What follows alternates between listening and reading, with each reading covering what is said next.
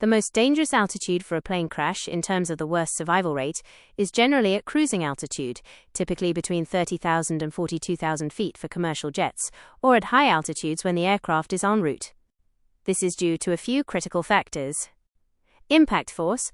Crashes from high altitude usually involve a catastrophic structural failure, mid-air breakup, or high-speed, uncontrolled descent, resulting in non-survivable impact forces. Lack of control/time.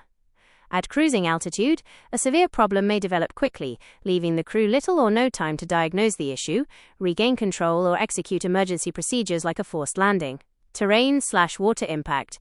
High-altitude accidents often occur over remote land or deep water, making rescue and recovery extremely difficult and reducing the chance of finding survivors.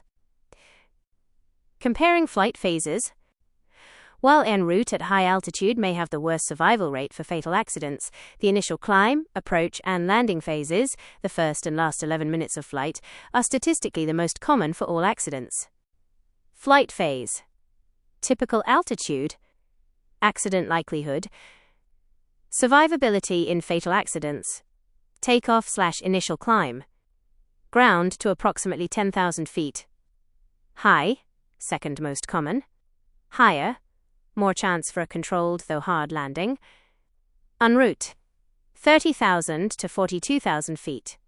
Low, least common for non-fatal accidents. Lowest, high speed, high force impact. Approach/landing, approximately 10,000 feet to ground. Highest, most common.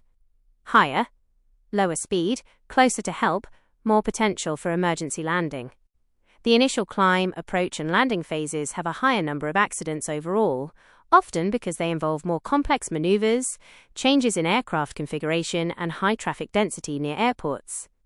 However, the lower altitude and speed, and proximity to airports and emergency services often contribute to a higher overall survivability rate for the occupants in those accidents that are not instantly catastrophic.